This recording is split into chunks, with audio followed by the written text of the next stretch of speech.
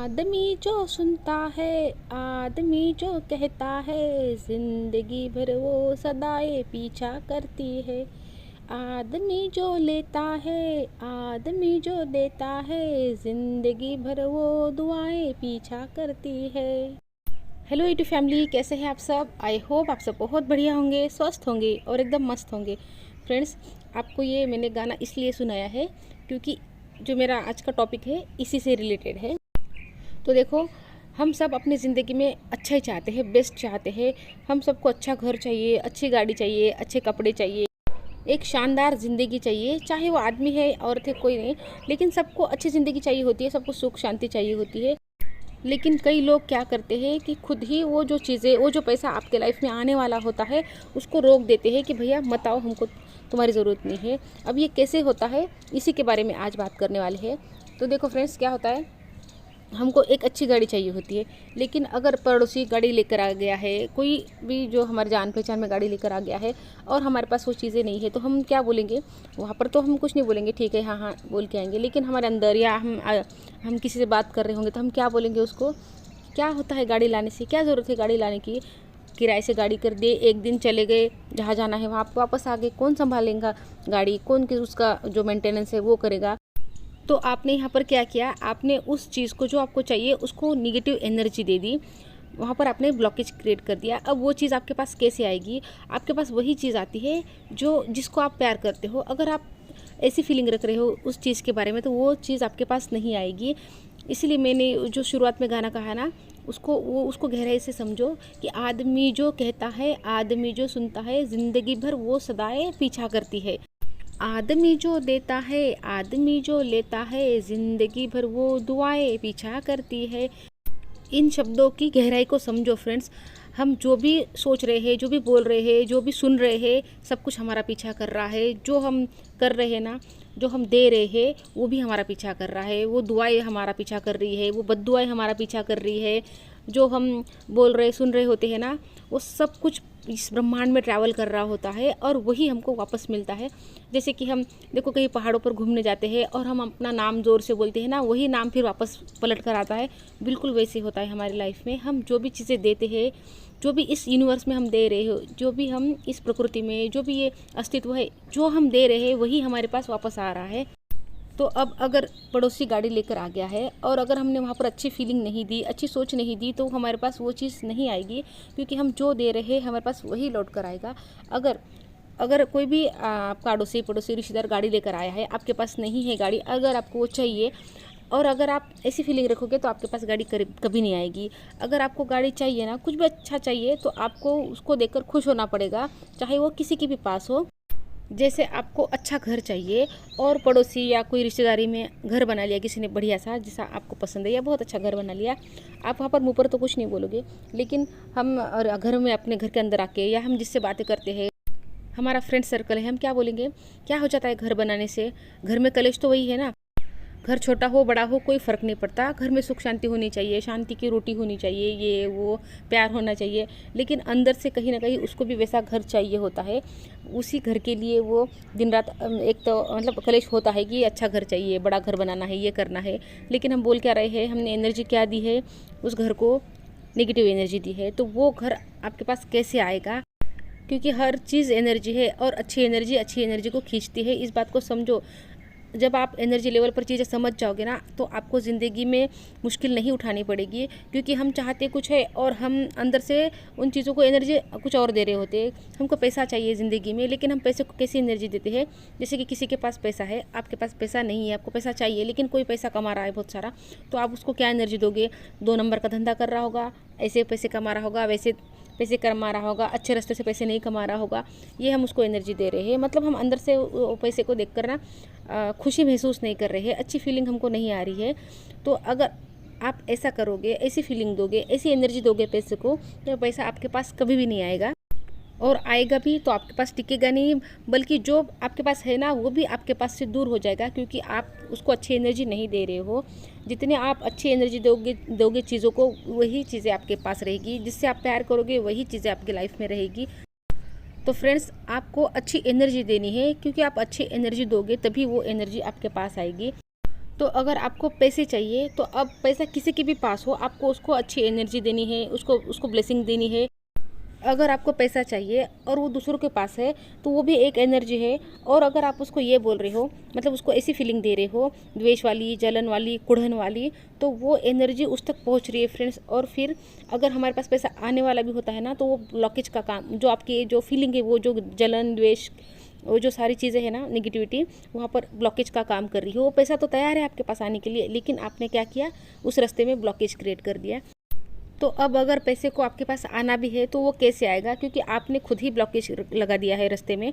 तो अच्छी फीलिंग दो फ्रेंड्स, अच्छी एनर्जी दो हर चीज़ को। अगर आपको घर भी चाहिए ना, तो किसी का भी घर हो, उसको देख के खुश हो, उसके हर एक चीज़ को देख के अच्छी फीलिंग मन में लाओ। कितना अच्छा घर है, कितना सुंदर घर है, मैं भी ऐसे घर बनाऊंगी, ऐसी जो अच्छी वाली भावनाएं होती है ना, वो अपने अंदर लाओ। अगर आप घर को देखकर ये बोलोगी कि क्या होता है घर को बनाने से, क्या होता है गाड़ी लेने से, तो वहाँ पर आपने ब्लॉकेज क्रिएट कर दिए। तो अब यहाँ पर क्या हो रहा है, वो घर आपके पास आने के लिए तैयार है, वो पैसा आपके पास आने के लिए तैयार है, वो गाड़ी भी आपके पास आने के लिए तैयार है, वो ज़िंदगी आपके पास आने के लिए तैयार है। लेकिन आपने अपनी ऐसी वाली फीलिंग से, अपनी नेगेटिविटी से उसके आने के रास्ते में ब्लॉकेज लगा दिया, तो वो चीज़ें आपके पास अब नहीं आ सकती।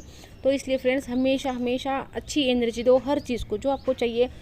देखो, इस यूनिवर्स में आप जो भी दोगे ना, वही आपके पास में वापस आएगा। अब अगर सबको प्यार दोगे, प्रेम दोगे, तो प्रेम ही आपके पास वापस आएगा।